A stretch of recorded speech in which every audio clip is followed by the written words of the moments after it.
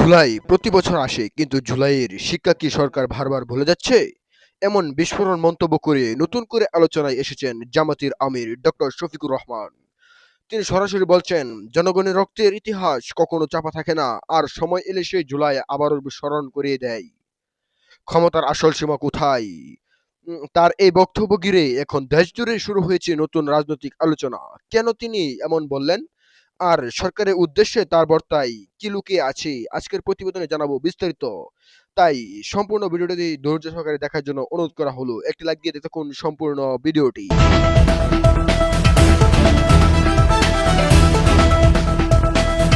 জাতীয় জীবনের প্রতিটি গুরুত্বপূর্ণ বিষয়ে বিএনপির বিরোধিতা করে জাতির সঙ্গে স্পষ্ট প্রতারণা করছে বলে মন্তব্য করেছেন জামাতির ইসলামীর আমির ডক্টর শফিকুর রহমান। সরকারকে হুঁশিয়ারি দিয়ে তিনি বলেছেন, কোনো দাদু ভাই শিক্ষা প্রতিষ্ঠানগুলোতে আমাদের সন্তানদের উপর ছড়িয়ে ঘোরাক, এটা আমরা মেনে নেব না। মনে রাখবেন, জুলাই প্রতি বছরে আসে। আগামীর লড়াইয়ে জাতির প্রয়োজনে আমরা সামনে সারিতে থেকে যুদ্ধ চালিয়ে যাব, ইনশাআল্লাহ। শনিবার 25 এপ্রিল রাজধানীর সোহরাওয়ার্দী উদ্যানে গণভোটের গণরায় বাস্তবায়নের দাবিতে জুলাই শহীদ পরিবার ও জুলাই যোদ্ধা আয়োজিত জাতীয় সমাবেশে প্রধান অতিথির বক্তব্য তিনি এসব কথা বলেন। এ সময় আমির জামাত মন্তব্য করেন, গণভোটের 70% রায় যেদিন বাস্তবিত হবে, সেদিন থেকেই এদেশে চিরতরে ফ্যাসিবাদের কবর রচনা হবে। তিনি আরো বলেন, বিএনপি নেতাদের উদ্দেশ্যে জামাত আমির বলেন, এই বিপ্লবের কারণেই আমরা বিদেশ থেকে স্বদেশ ফিরতে আসতে পেরেছেন, না হলে তো এটা কল্পনা করতে পারতেন না।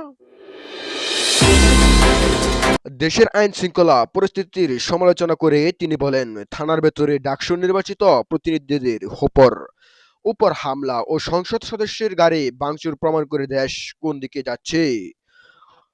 সমাবেশে জামাতের সেক্রেটারি জেনারেল মিয়া গোলাম পরোয়া বলেন, সরকার জনগণের যতই বিভ্রান্ত করুক, গণভোটের রায় বাস্তবায়নের আন্দোলনের ধুরবার গতিতে চলবে।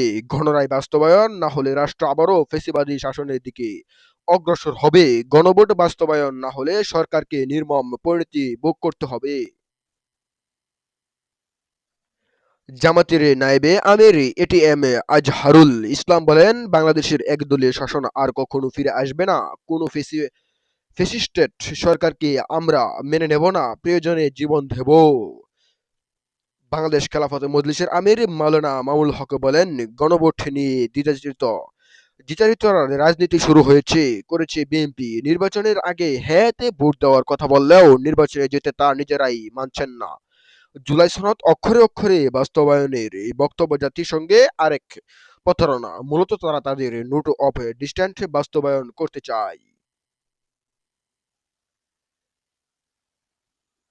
লিবারেল ডেমোক্রেটিক পার্টির সভাপতি অলি আহমদ বীর বিক্রম বলেন, যদি জুলাই সনদ অক্ষরে অক্ষরে পালন না করেন, তাহলে 64 জেলার 64 সমাবেশ মিছিল হবে। আপনি কয়টি সামলাবেন?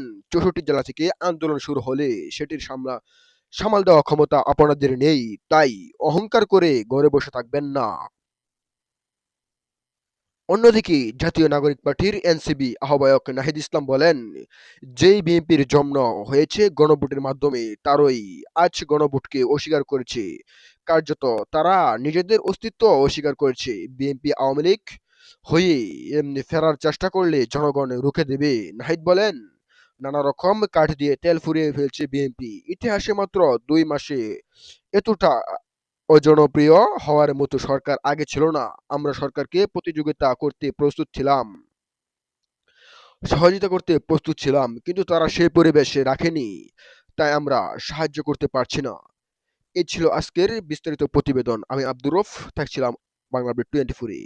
এরকম আন্তর্জাতিক বাংলা আপডেট সবার আগে পেতে হলে অবশ্যই চ্যানেল সাবস্ক্রাইব করে পাশে থাকা বেল বাটনটি অন করে রাখুন। সর্বশেষ বাংলা নিউজ পেতে আমাদের সাথেই থাকুন। ধন্যবাদ। দেখা হচ্ছে পরবর্তী কোনো নতুন ভিডিওতে। সেই পর্যন্ত ভালো থাকেন, সুস্থ থাকেন, সেই কামনা করে নিলাম। আসসালামু আলাইকুম ওয়া রাহমাতুল্লাহ।